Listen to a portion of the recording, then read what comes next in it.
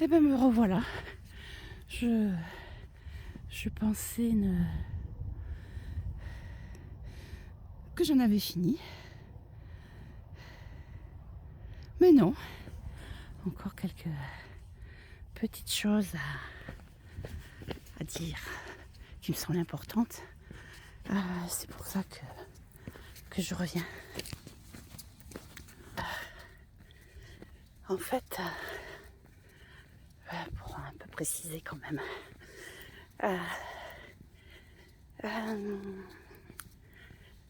désir et besoin. Le besoin, c'est j'ai besoin de boire, j'ai besoin de manger.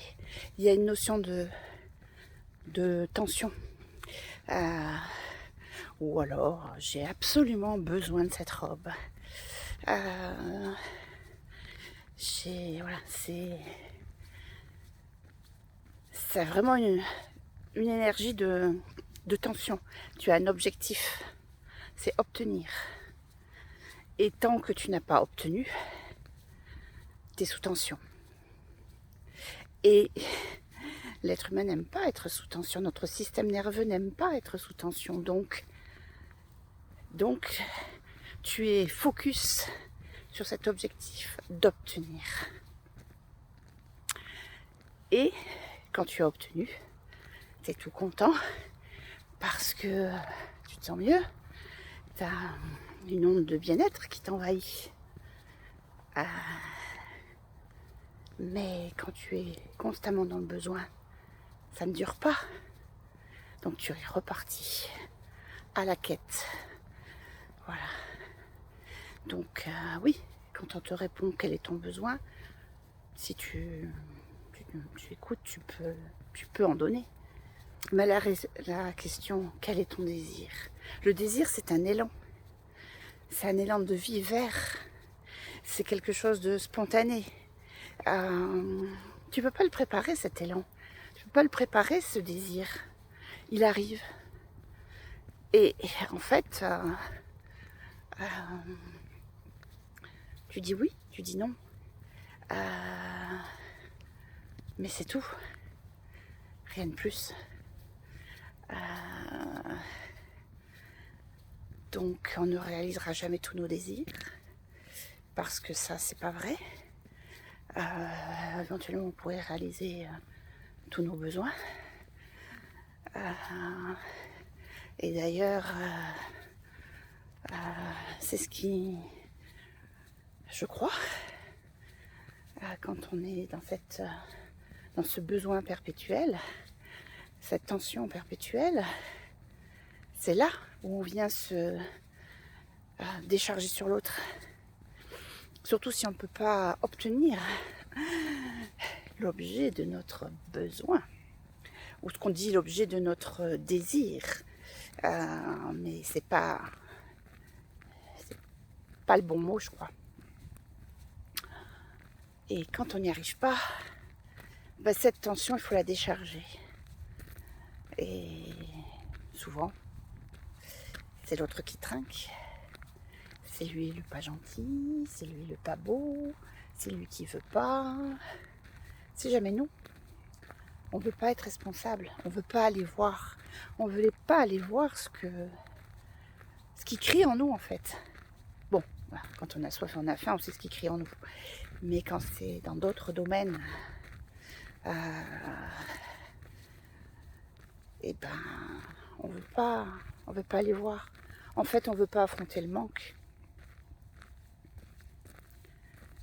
Et l'autre, il remplira jamais. L'autre, il remplira jamais ce manque. On pense que, oui, des fois, au départ, hein, pourquoi il y a des histoires d'amour qui finissent mal? Et pas parce que l'autre, on voudrait qu'il comble tout. Ben non. Non, l'autre, c'est l'autre. Et avec ses manques, avec ses pleins, avec ses manques, avec ses contours, ses détours, ses lignes droites, ses déliés. Il vit sa vie. Il a son chemin. Et la beauté d'une histoire d'amour, c'est de cheminer ensemble, mais on n'est pas sur la même voie. Quelque part, on s'accompagne, on se soutient, on est là pour, mais on ne vivra jamais la vie de l'autre. L'autre ne vivra jamais notre vie. L'autre ne saura jamais quel est le manque à l'instant T. Donc c'est à nous à faire le boulot. C'est à toi à faire le boulot. Et personne ne pourra te soulager. Il n'y a que toi. Que toi. Il faut que tu aies le courage d'aller voir, de regarder en face, d'être vulnérable, d'accepter que. Et là, s'ouvrira plein de choses, petit à petit. Ça ne se réglera certainement pas de suite. Mais tu te donnes l'opportunité de comprendre, de faire connaissance avec toi-même. Le fameux connais-toi toi-même.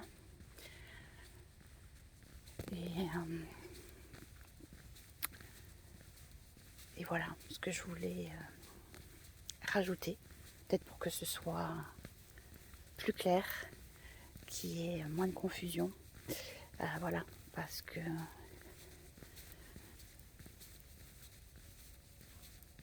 c'est un petit exercice à faire, de sentir les différentes énergies. L'énergie du désir, cet élan qu'on ne comprend pas. À la limite, tu commences tout simplement, hein, voilà, tu te balades même en ville. Hop, tiens, ça t'a jamais fait. Tu es là, hop, et tu tournes dans une rue et hop, tu rencontres quelqu'un que tu n'as pas rencontré depuis des années. Et là, vous parlez et puis hop. Alors que si tu étais resté peut-être dans le contrôle, tu aurais continué ta route comme prévu. Voilà. Je t'embrasse. Bye.